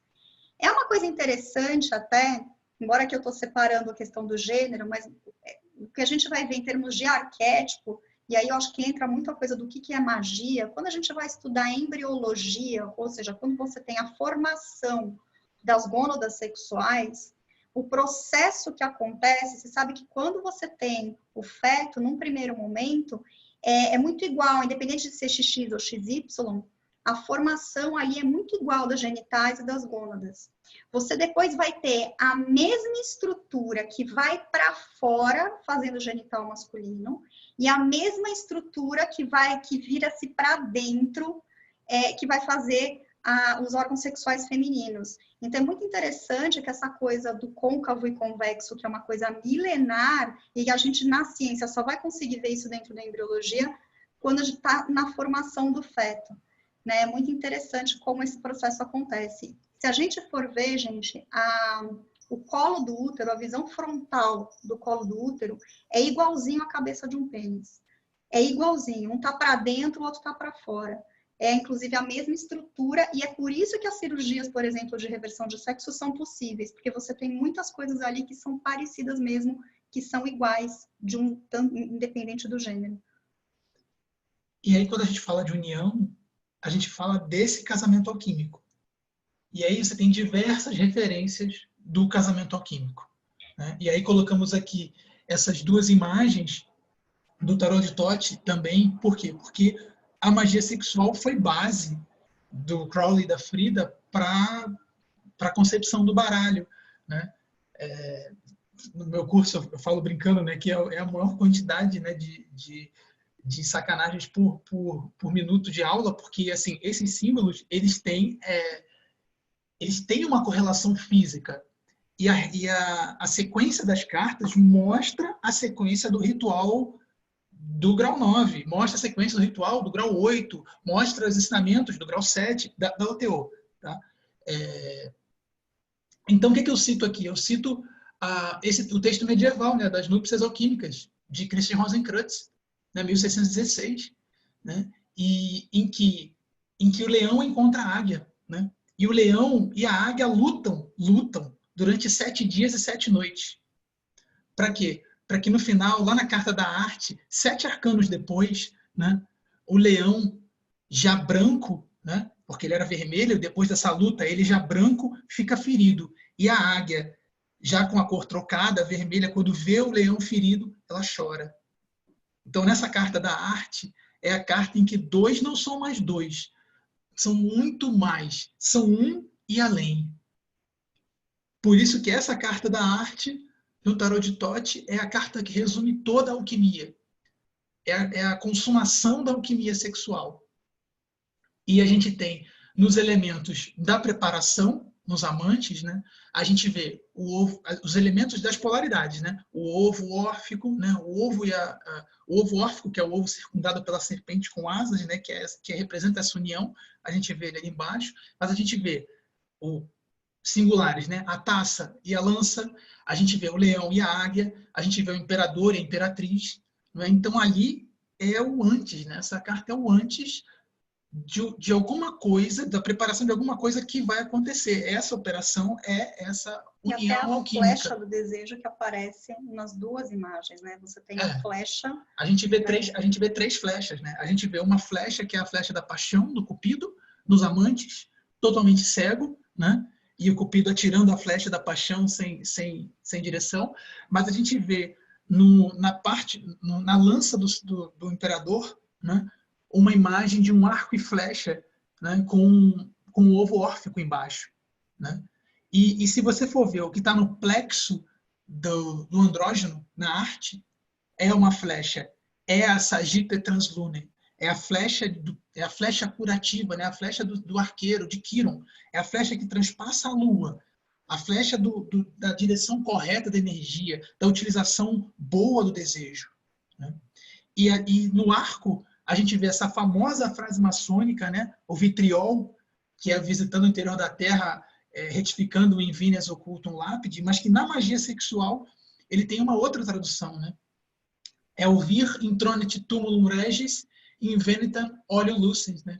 Que é o homem que entra no túnel do rei, do túmulo do rei, e descobre o óleo santo. E aí, obviamente, vocês já estão imaginando, né? Quem é o rei e aonde ele morre, né? E da onde escorre o óleo, né? E aí a gente o óleo santo, né? Eu relembro a linguagem cabalística, que também é sexual, né? O santo dos santos, ele só é acessível ao Messias, ao escolhido, não é verdade? E a gente tem Salomão colocando isso destilado no Cântico dos Cânticos. E a gente tem lá nos protestantes falando isso no casamento alquímico, né? No Fama Fraternitatis, nos mitos, né, de Rosa Cruz, né? Nos panfletos Rosa Cruz da Idade Média. Então, é uma interpretação dessa pedra filosofal que é obtida através dessa transmutação. E o princípio do sacramento, o Crowley escreve no Liberaba, é esse. É você pegar 2 coisas que aparentemente eram mundanas e comuns, as santifica e as une. Quando essa união ela é feita da maneira correta, né? E aí aqui é o processo, não é verdade? É um processo de você mergulhar nas suas próprias sombras, né? A união, na verdade, quando a gente está falando, aí a gente entra num processo, quando a gente está falando de um processo alquímico, também entra, quem vai falar muito de alquimia, de processo alquímico, é o próprio Jung, né? O discípulo do Freud.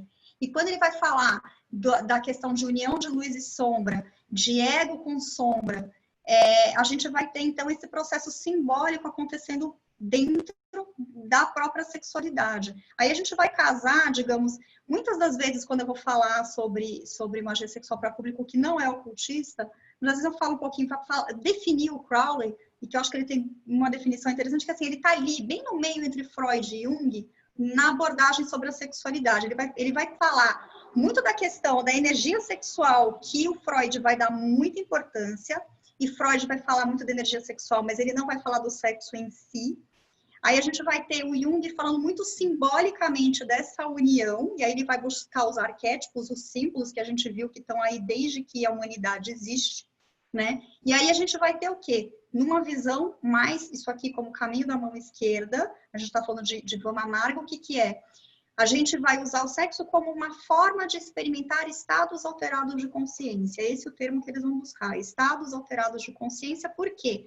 Quando eu tenho estados alterados de consciência, eu descubro novas partes de mim. E nisso eu encontro a grande obra, a verdadeira vontade, e vou conseguir destinar isso no meu caminho.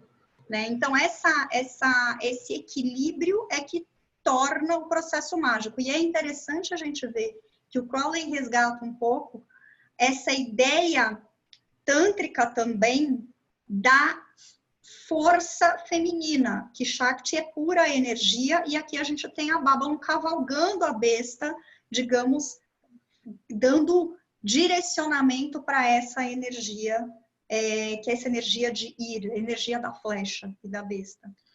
Aqui a gente coloca a imagem de Babylon, né, e coloca a imagem do diabo como esse que se utiliza desse prazer. E aí o objetivo tem que ser a abertura de consciência, né? Tem que ser a exacerbação do ego para que esse não domine mais o eu, para que ele seja inflado e estilhaçado. Por quê? Porque o terceiro olho é que é o objetivo. E por isso o bode tem o olho para você não ser enganado mais pelo demiurgo. E aqui nessa carta em que o Crowley muda o nome, né? E coloca Babylon cavalgando a besta, né? É esse princípio dessa união divina, do humano com o animal, né? Do divino com o mundano, da luz e da sombra, né? E aí a gente vê esse modelo de nascimento de um avatar, né? Sempre nessa união. A gente vê a mãe de Buda sonhando com um elefante branco de 1000 trombas, a gente vê a mãe Yashoda, a mãe de Krishna, sentando num pavão, a gente vê o pombo do Espírito Santo indo lá dar uma picada na Maria, né? Então aqui o que acontece? Aqui a gente vê a Babylon, né? Montando a besta fera, né? O leão solar. Né? Fazendo com que o Crowley falando, tá vendo? Eu tenho razão, eu só posso ser a besta.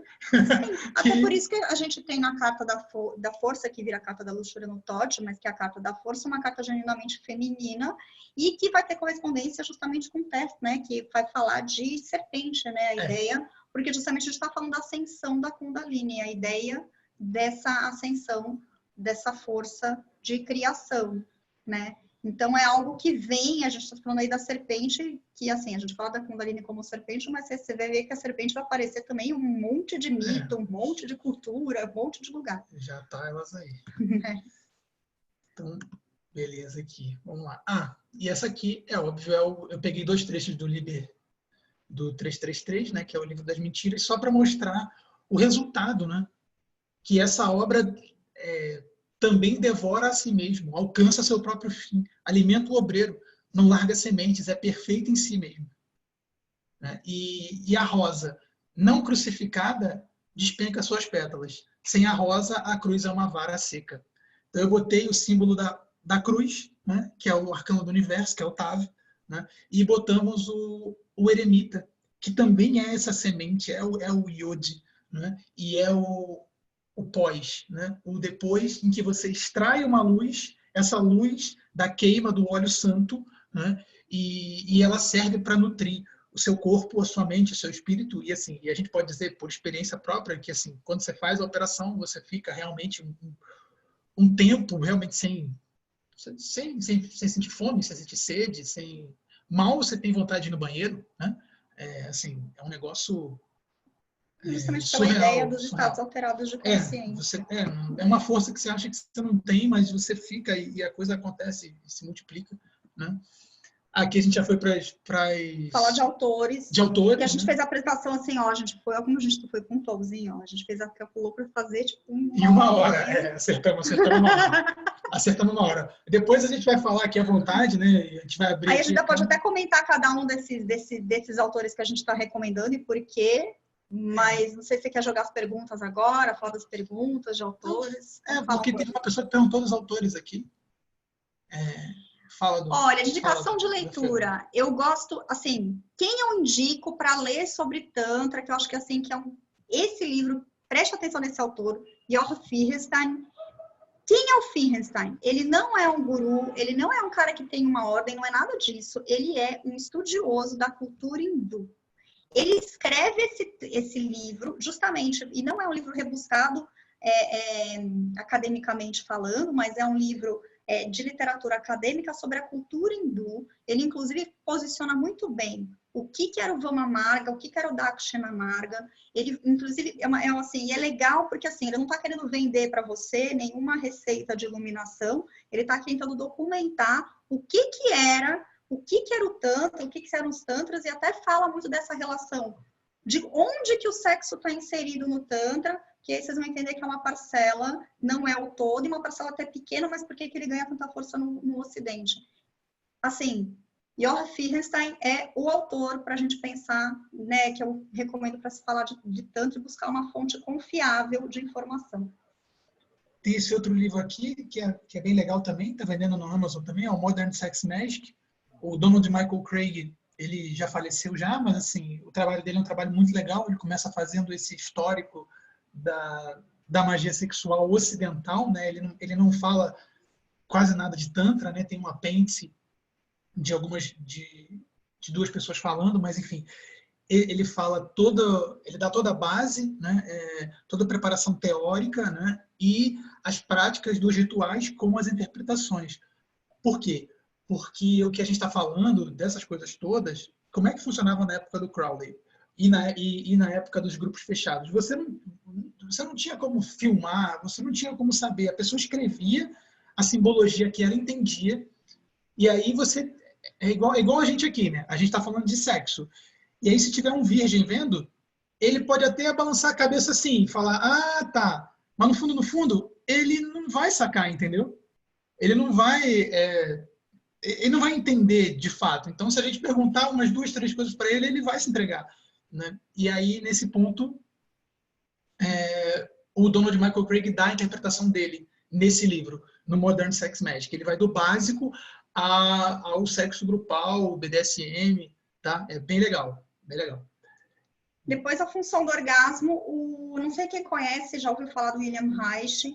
Reich, ele acaba sendo um influente pensador para a gente falar sobre sexo, sobre sexualidade, tá? Ele também vai ser ali da turminha do Freud, do Jung, ele é contemporâneo dessas pessoas. Ele acaba se focando muito na questão da energia sexual também, ele acaba chamando de orgulho, tá? O Reich acaba, ele é um cara polêmico também, porque ele entra numa grande operação de medir o orgulho, e quando ele cria uma série de equipamentos para medir, ele acaba sendo até expulso, né, da comunidade dos estudos da psicologia. O Reich deu uma pirada, mas ele tem esse livro, A Função do Orgasmo. Assim, o Reich também é aquele cara para você ler. Esse livro eu acho fantástico, porque, assim, muito a ideia do que... Quando a gente tem, assim, o que é o orgasmo para a sociedade como um todo, como é difícil muitas vezes a gente entender e lidar com o tema do sexo, da sexualidade, do orgasmo também como um veículo mesmo de expansão da consciência, ele fala disso, né? Ele só começa a pirar, gente, quando ele resolve medir o orgulho, tá? E aí ele cria umas maquininhas, uns negócios.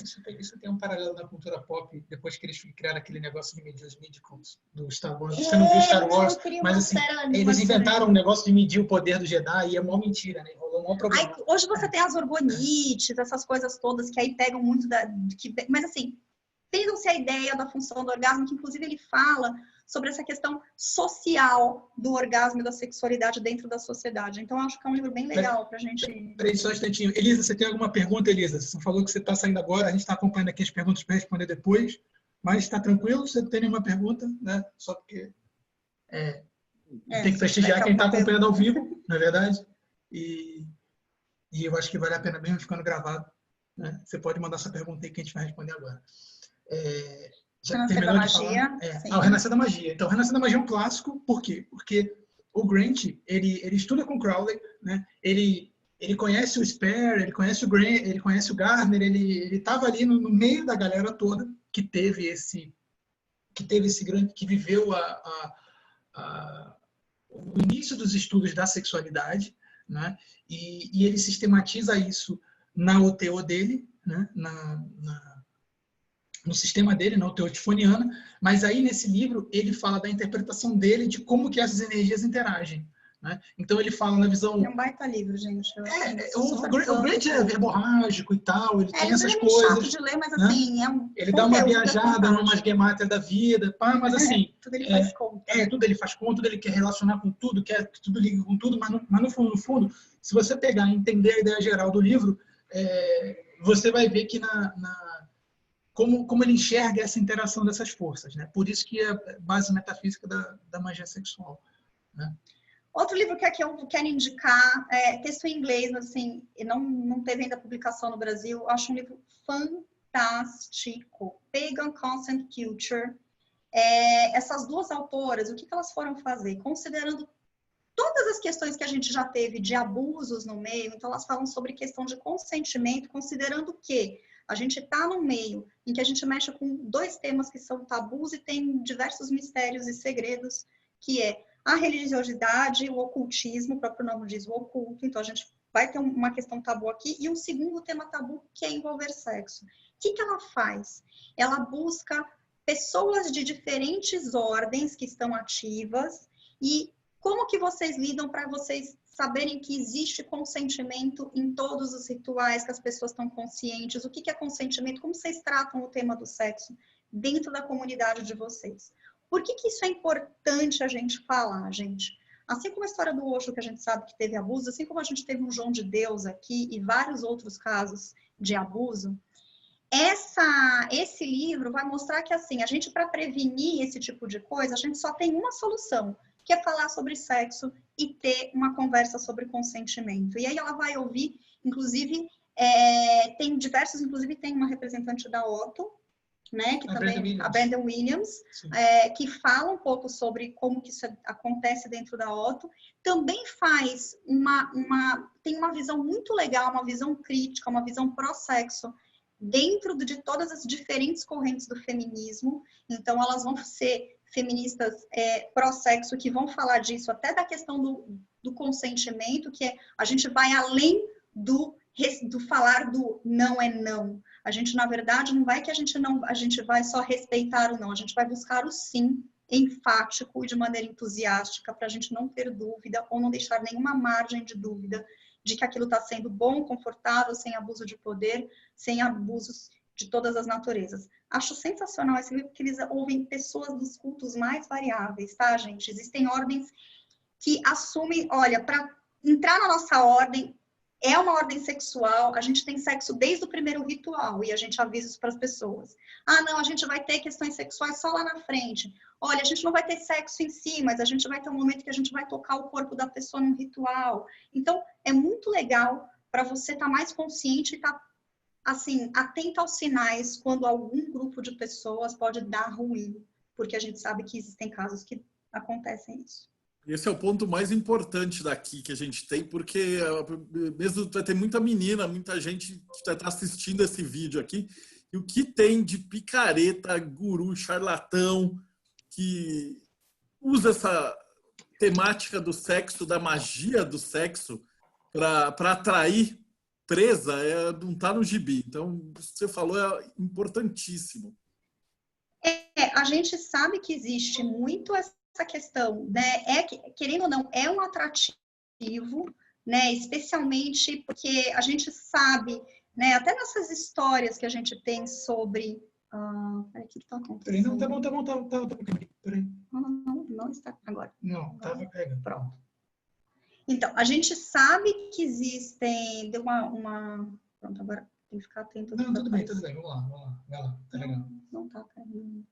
Tá sim. Não tá caindo. Então, a gente sabe...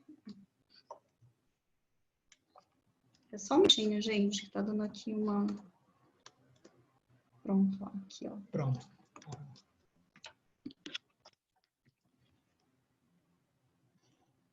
Aqui. Eu vou voltar para o segurando. Tá, tudo bem. E a gente volta para todo mundo. Voltando, bom, aqui pronto. A gente sabe que aqui isso acontece no Brasil, a gente acha que acontece só em outros lugares, que acontece em outros. A gente sabe que acontece no Brasil, a gente só tem uma maneira da gente acabar com essa situação importante. A gente tem que falar abertamente sobre sexo, sobre sexualidade, ter educação sexual e conversar sobre consentimento. Existem sim grupos e pessoas que utilizam a posição de destaque, a posição de poder para seduzir, conta a historinha, fala que vai iniciar, a gente precisa fazer iniciação, a gente precisa ativar seus chakras, a gente precisa XYZ. E assim, uma coisa que as pessoas têm que ter bem clara, bem assim, eu deixo isso muito claro, você não precisa, você pode estudar magia sexual, você não precisa necessariamente dormir com ninguém, especialmente para aprender, tá? Eu acho que quando você quer, em algum grau, determinada questão, é outra história. Você tem muita literatura disponível hoje. Então, não entra nesse papinho, conversa para boi dormir. E aqui eu não estou, assim, fazendo nenhum discurso moralizante no sentido de inibir que as pessoas se conheçam. Eu acho que paixão... Eu e o Pedro, a gente se conheceu em rede social também. A gente se conheceu em grupo de Facebook... Mas, assim, isso pode acontecer, mas as pessoas têm que estar muito conscientes e não têm que cair em argumentos de poder, situações de assédio, utilizar a posição e oferecer iniciações, graus, aprendizados, ativação. A história de ativação de chakra é um negócio, assim, super batido, tá, gente? Com foto pelo WhatsApp. Chega a cada história que vocês não têm noção. Beleza. Vamos ver. Eu acho que... Bom, tu parou o compartilhamento aqui? Vocês colocaram no último lá. Tem mais algum vídeo? Mais alguma imagem? Não. Só acho que tem um último livro que eu vou citar. Tem livro ainda. Vai lá. Peraí, deixa eu compartilhar aqui. A gente tá precisando ver o negócio aí do computador. Peraí, deixa eu compartilhar aqui, que é o último... Tem um livro. Foi porque a gente passou aqui, a gente passou direto. Foi mal. É que a gente passou aqui direto aqui. Tem, esse aqui, então, esse livro aqui, cara, do Tobias Kuhn, é muito bom. Fala dos mistérios gnósticos do Ocidente e fala do cristianismo gnóstico. Dá uma interpretação mais cristã mesmo, do erotismo cristão. E aí você vai entender essa história, né, do rabo, né, da língua de fogo que desce, do Pit Sophia e desses mitos que vêm, né, da Grécia Antiga, né, até agora. E tem esse livro que eu gosto de indicar, ele não é um livro sobre magia ou sobre nenhuma prática mágica em específico, ele é de uma sexóloga belga chamada Esther Perel, que vive hoje em Nova York. Por que eu indico esse livro, cara? O que ela fez? Isso foi, acho que, a tese de doutorado dela. Ela pegou casos clínicos dela, tá? Só que na publicação do livro, eles fizeram uma adaptação de linguagem que você lê assim como revista, contando esses casos. E o que ela fala, e que eu acho que é sensacional para a gente fazer um paralelo, ela fala muito sobre essa questão do desejo, né? O desejo ele é o oposto à vontade de estar junto, de certa forma. Ela fala que o porto seguro emocional, ele é oposto ao desejo sexual. E aí você vai ver que ela vai falar muito da energia que vai, né, na ideia do desejar, do conquistar, né? Então, ela vai falar muito de Marte e Vênus o tempo todo. E a questão relacional, a harmonia, o porto seguro emocional, que é uma relação. Então, isso aqui, que é um livro que eu recomendo muito para as pessoas, tanto que ela fala justamente sobre a ideia de manutenção do desejo sexual nas relações, nos casamentos, nos namoros, nas relações mais duradouras. Eu acho super legal. E além desse livro dela, do Sexo no Cativeiro, ela é uma das poucas pessoas que gravou 2 TEDs. O primeiro TED dela, que é justamente sobre esse tema do desejo sexual, foi tão bem sucedido que ela acabou escrevendo um outro livro e gravou um segundo TED, falando especificamente sobre traição. Mas esse aqui, procurem o TED dela também para ver, que é muito legal. Ela é assim, ela tem uma linguagem que é uma delícia de assistir. Ela é bem simples, ela é bem tranquila. E é uma coisa muito legal para a gente pensar sobre sexo e sexualidade bem resolvida dentro de uma relação, que eu acho que é o cenário ideal, o ambiente ideal para a gente trabalhar essas questões. E aí, beleza, aí, obrigado, foi maneiro, né? E a gente vai começar a responder as perguntas agora, né? Porque Vamos lá, pergunta, tem gente. pergunta pra caramba. Vamos lá, deixa eu parar aqui. Vamos lá, agora de você, gente. Peraí, vamos lá. Marcelo, acho que pegou algumas perguntas. Eu vou começar aqui no Felipe Damião, que ele fala quais as diferenças e práticas de resultado entre as práticas de magia sexual de contenção, como o Samael e o Fracon Heller, e a magia sexual do Pascal Beverly Randolph Crowley, de ejaculação, da segurar ou... Na verdade, é uma questão da maneira como você encara, não é uma questão nem de resultado, é uma questão de como você trabalha aquilo mentalmente, é uma questão de crença em relação ao sexo, exatamente.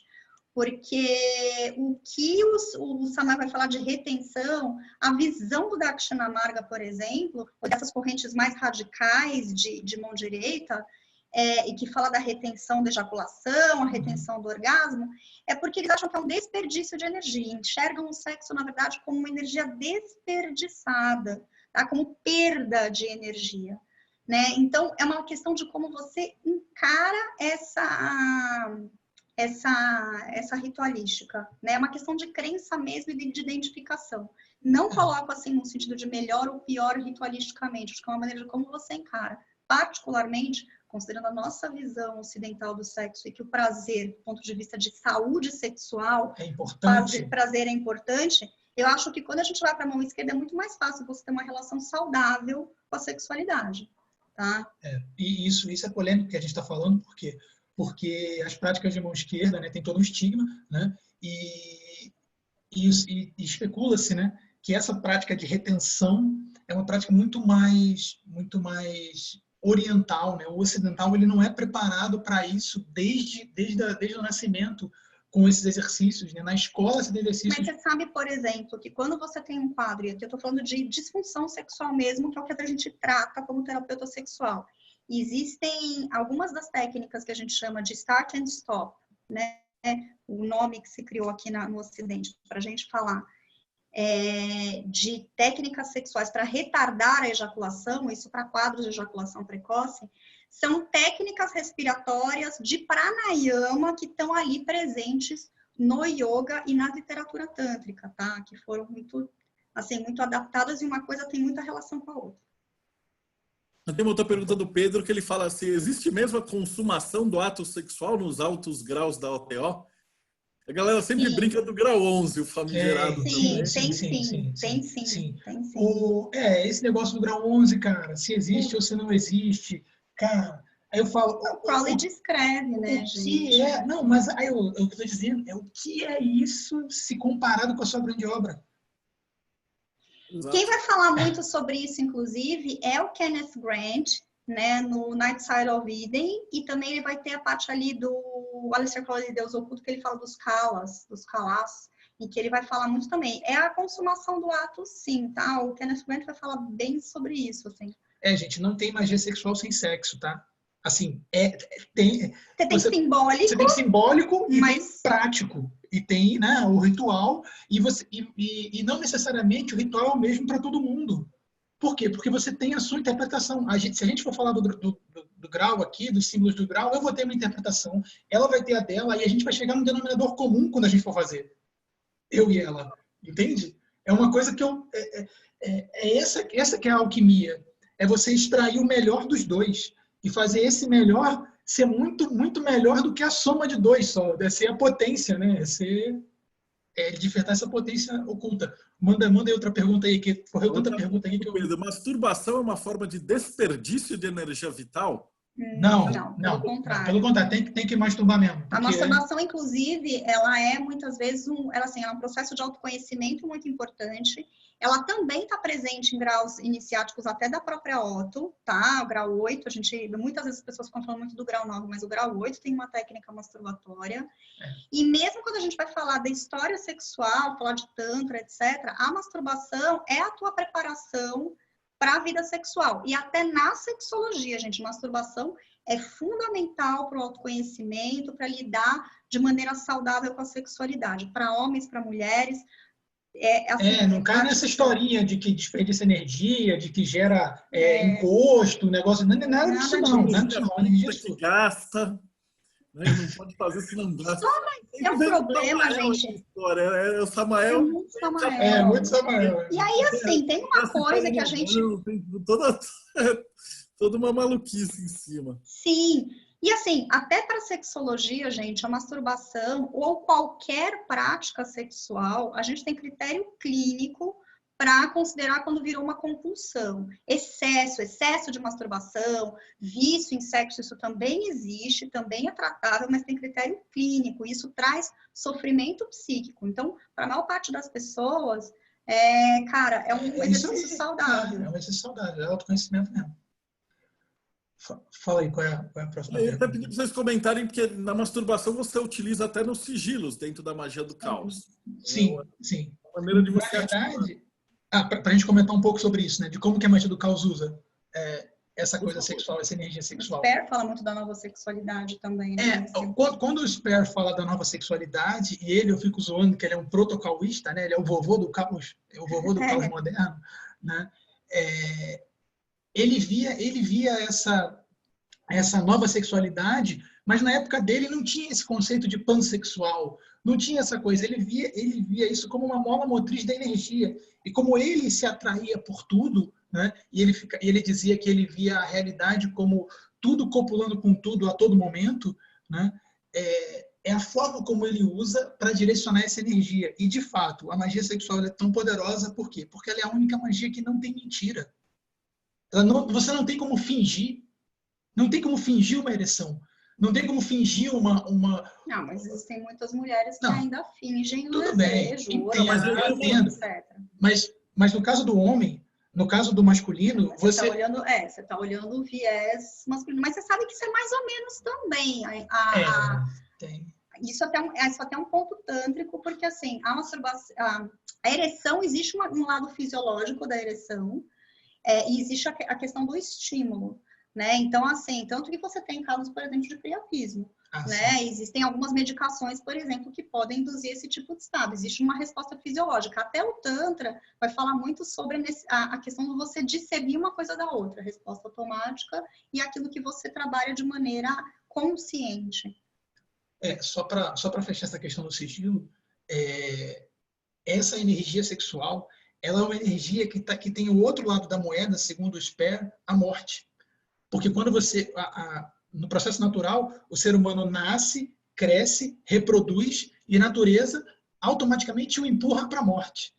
Por isso que o orgasmo em francês chama-se petit mort, pequena morte.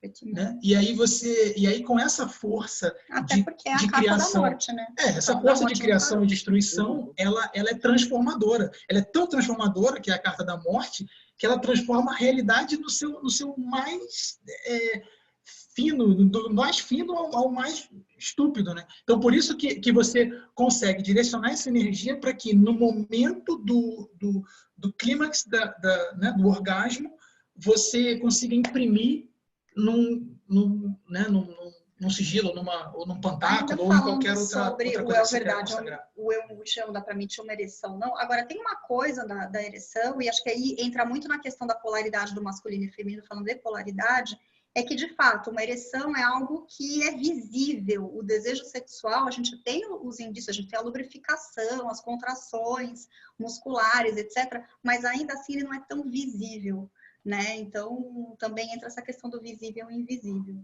Eu tenho uma outra. O Paco perguntou como você evita o orgasmo na parte atlântica, mas vocês já responderam. Mas essa segunda pergunta dele, quais os impactos que a pornografia pode causar na vida do magista?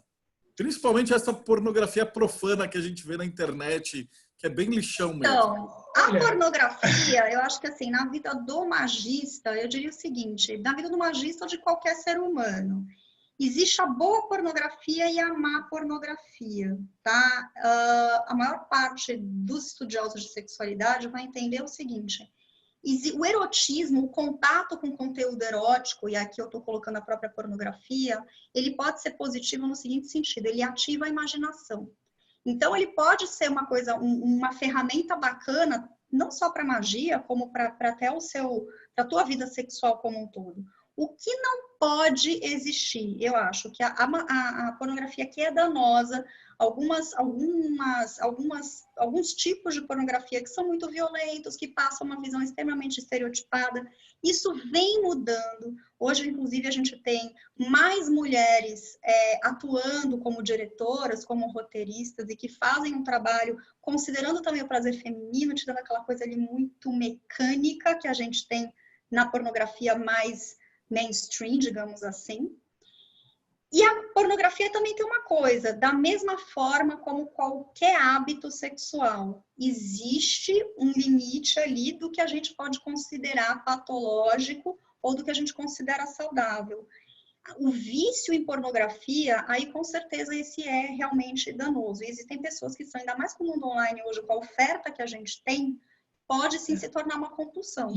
Mas dentro do limite do saudável, pode ser algo realmente positivo. Não, e a gente, veja só, a gente não está fazendo um discurso moralizante aqui contra a pornografia, não. Pelo contrário. A gente mesmo, assina um monte de site, assim, né? Consome naturalmente, tanto gringa quanto BR, né? Assim, Mas naquelas, assim, aquelas que têm, né, um conteúdo mais trabalhado, que a gente sabe que existe. Sim, a gente conhece os produtos, a gente vai e vê o histórico do produtor, né? A gente vê, assim, como que as atrizes são tratadas, como que funciona a dinâmica, né? Porque assim como os outros mercados em que você tem assuntos tabu e que não é 100% dada visão ampla dessa coisa, a gente abre margem para abuso. Então, antes de você...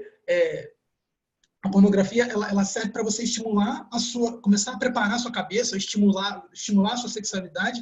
E a sua imaginação. E a fantasia. Olha, né? A fantasia é um componente indissociável do sexo e da magia. A imaginação, a fantasia é um componente, assim, não existe sexo sem fantasia. Mesmo você estando com a pessoa na sua frente, sempre vai existir. O desejo acontece no espaço entre eu e o outro. Então, você estimular a fantasia é algo positivo, desde que você, por exemplo, o grande problema da compulsão e do vício em pornografia, existem pessoas que desenvolvem quadro que não conseguem ter o sexo na vida real, porque ele cria uma fantasia de um tipo de performance, de um tipo de pessoa para ele interagir, e assim, isso é uma coisa, a gente tem que entender que a pornografia, ela fantasia uma série de coisas que na vida real não são assim, né? As pessoas, o sexo do pornô é muito diferente, muitas vezes, do sexo na realidade. E aí eu gosto de falar o que eu falei pro meu irmão quando ele teve 12 anos e me perguntou se eu conhecia o RedTube, né? Aí eu falei para ele, Gabriel, ali é igual filme de guerra. Não é exatamente do jeito que é ali, né? Você tem quando você for fisicamente fazer isso, né? Você vai ter suas diferenças e a sua vivência naquilo. Então, entenda aquilo como de fato uma encenação mesmo, sabe?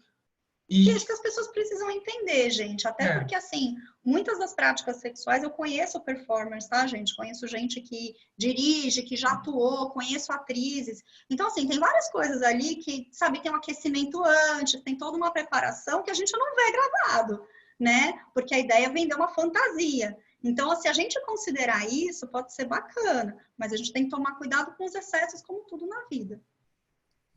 O Peterson perguntou assim, não seria necessário algo para vaporizar o sêmen tipo ticum? Isso tem uns textos e é perigosíssimo, isso é uma furada. Como assim? O cara fala que... eu não vou lembrar o livro que é. Tem um livro de tantra mega picareta e ele fala que o homem vaporiza o sêmen e aí ele não ejacula. É uma puta de uma roubada, aí o cara vai transar sem camisinha, o que deu de merda nos Estados Unidos. Eu não vou lembrar de Nossa, gente, eu nunca ouvi vaporizar. Existe a retenção. Mas eu sei até do livro que ele está falando. Mas é uma puta de uma roubada isso aí. Mas assim, existe a retenção. Agora... que é o Vajaroli. Que é uma técnica... Que o Vajaroli mudra é essa técnica de você não... Sarragioli, né? Você segura. Sarragioli, enfim. A minha pronúncia você segura e joga para Kundalini. Ah, tá, mas é que vaporizar eu sei lá.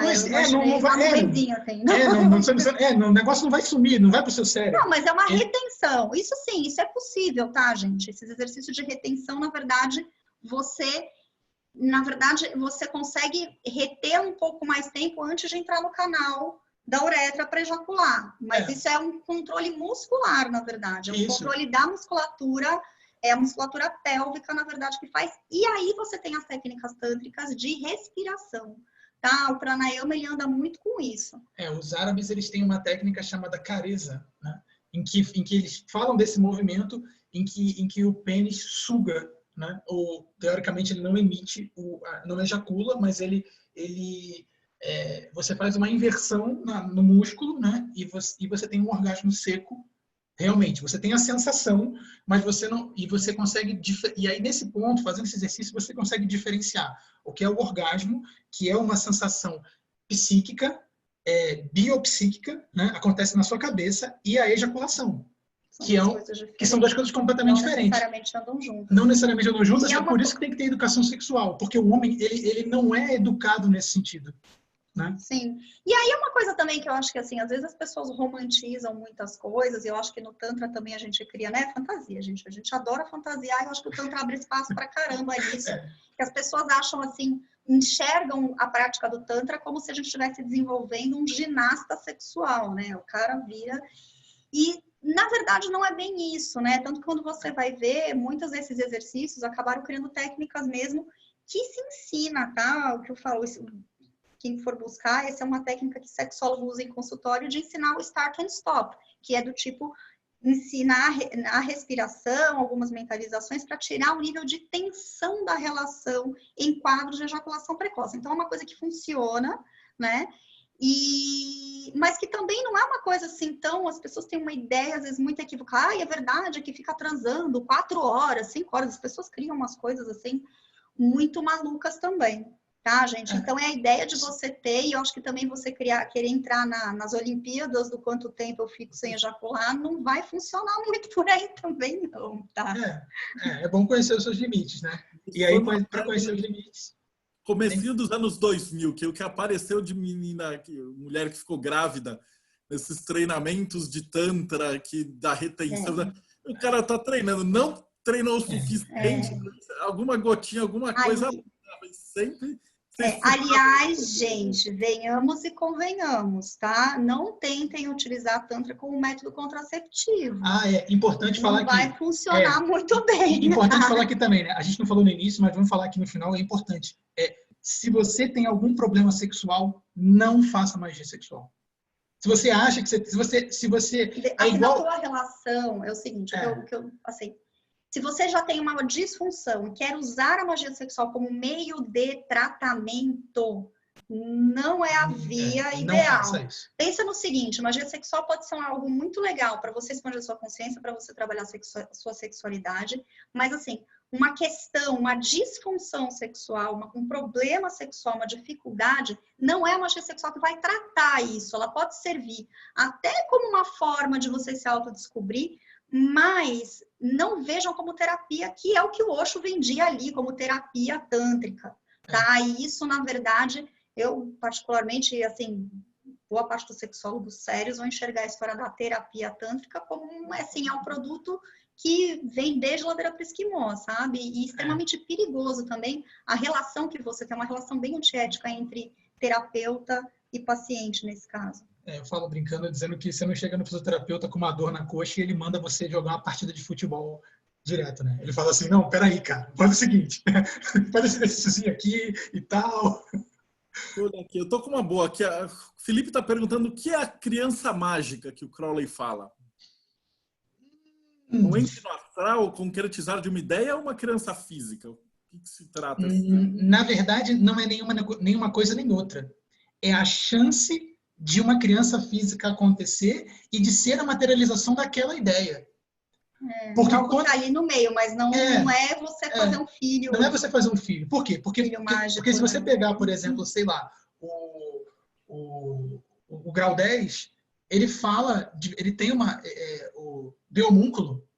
É um livro horrível, né? Por quê? Porque ele fala, ele tem essa... ele tem essa coisa de conceber mesmo, né, fisicamente. Mas a criança mágica, ele é expulso de Cefalu, né, porque o Mussolini pega o diário dele e ele fala que naquele ano ele já tinha matado mais de 300 crianças e não tinha conseguido. E aí você vê claramente no diário que ele está falando da criança como a relação sexual intencional, né? Então você vê que não é uma coisa nem física, nem não física, nem um nem o outro, né? É a chance que ele perdeu. Até porque, assim, gente, eu acho que o Crowley acaba fazendo um trocadilho muito grande do sexo não reprodutivo, que é uma coisa muito forte dentro do cristianismo, por exemplo, do sexo para reprodução, né? Então, você vai ter ali, ele vai falar do sexo não como meio de reprodução, mas de você ter uma criança que não é uma criança física, uma criança mágica, mas que você vai ter aquela coisa ali do criar algo de fato. Beleza. Eu separei mais 2 perguntas, porque a gente está chegando no final, mas são boas. Então, eu vou fazer as 2, aí a gente escolhe que ordem que vocês querem responder. Uma, ele fala como é que funciona na magia erótica, uma magia sexual homoerótica. E a segunda pergunta era a respeito de como é que funcionam os métodos contraceptivos em relação à magia sexual. Então, DIU, vasectomia, etc. Fica à vontade. Gente, método contraceptivo é para usar, quem perguntou, tá, gente? Quem perguntou foi homem ou foi menino? Só para eu falar. Não, teve mulher perguntando, homem perguntando. Não, tudo bem. Não, gente, isso é uma coisa que assim... tem que... Não, beleza. Deixa ela falar do fisiológico. Depois eu falo. Métodos contraceptivos, gente, não interfere em nada. Usem se vocês não quiserem ter filhos, ok? Então, assim, independente de qual usar, tá? Eu acho que, assim, qualquer método é ok, tá? Em relação à homossexualidade, digamos, dentro do contexto, gente, não tem problema nenhum. Pelo contrário, como a gente falou ali, polaridade não é gênero. São 2 coisas diferentes. O Kenneth Grant, dentro até do Kalas, ele vai falar da magia apolar, ele vai dar vários nomes, etc. Mas, assim, você pode fazer um ritual, por exemplo, de assunção de forma a Deus, sexualmente falando, e se você quiser, você pode encarnar ali, sim, mesmo os definitivos, vasectomia, ligadura de trompas, está falando mesmo. Gente... A mulher sem útero tem o mesmo valor, a esterectomizada tem o mesmo valor, a criança mágica dela dá com útero. Não tem diferença nenhuma. O homem que tirou a próstata, por exemplo, o filho mágico dele é a mesma força do garotão de 20 anos. Então, assim... Entendo que a gente não está falando da materialidade da coisa. Mesmo quando a gente está falando de ejaculação, não ejaculação, etc. O homem, por exemplo, que tira a próstata, ele vai tende a ter o orgasmo seco, mas isso também vai fazer diferença do ponto de vista da prática do Tantra. Não muda Tantra, magia sexual, não muda nada. É isso. Sobre essa questão da homossexualidade também, vale ressaltar que o Crowley, como um bissexual assumido, ele tem vários textos em que ele coloca isso de uma maneira muito clara, né? No livro das mentiras, por exemplo, ele fala, quão superior é o olho de Horus à boca de Ísis, né? E ele tem essas coisas. Eu acho que assim, até as pessoas ficam fazendo piadinha de grau 11, né? A piadinha do grau 11, como se ele tivesse colocado como mais elevado, menos elevado. Isso depois é revisto pelo próprio Kenneth Grant, que eu acho que é uma revisão muito, muito bem feita do que, né? Assim, o que a gente tem que entender é, quando a gente fala de sagrado feminino, a gente não está falando de estereótipo do que a gente quer que uma mulher seja, até porque eu basicamente acredito que a gente não tem que definir como uma mulher tem que ser. Não, a gente, quando está falando de sagrado masculino, a gente não está falando de um estereótipo de gênero do como o homem tem que agir. E quando a gente está falando de alquimia, não está falando de homem e mulher, né? A gente está falando de união dos opostos. É a mesma história assim, se você... Vou pegar um exemplo muito, muito banal. Você vai lá fazer seu mapa astral, independente de você ser homem ou você ser mulher, você vai ter Sol, Lua, Marte, Vênus. A gente está falando de polaridade. Então, você trabalha isso de diferentes formas. Orientação sexual e polaridade não são a mesma coisa, são, pelo contrário, são conceitos completamente diferentes. Não é gênero, tá? Não vamos distinguir uma coisa da outra. Eu acho que fechou perfeitamente. A gente está chegando no final e eu tenho a última pergunta, que a galera, como é que eles acham vocês? Deixa ela dar primeiro as coisas dela, porque ela já tem o textinho pronto, eu falo depois. Bom, pelas informações, estou ali nas redes sociais, Virginia Gaia, tudo junto, tudo com I, igualzinho está escrito aí, Virginia Gaia, tudo junto no Instagram. Facebook também tem ali, Virginia Gaia, Astrologia Tarot, Coaching, Terapia, só curtir ali que se você me segue, me acompanha. Tem informações no meu site sobre os meus atendimentos, virginiagaia.com.br e Babylon Eternal Studio também, vamos lá, você fala Studio, então. Podem procurar lá no Facebook, né, o Babylon Eternal Studio, é o nosso trabalho em conjunto, né, pode me achar no Twitter, Pedro Pietro, né? Ou no Facebook mesmo, Pedro Petrolongo, não tem problema. Nosso podcast Safira Estrela tem lá 2 episódios, a gente promete que está colocando o próximo em breve. Sim. Vamos, isso vai ser. O projeto não parou, a gente só está ajustando as coisas. E assim, e ela dá curso de tarô, mas na verdade o curso de tarô dela não está fechado no deck. Eu só dou curso de tarô de Tote, né?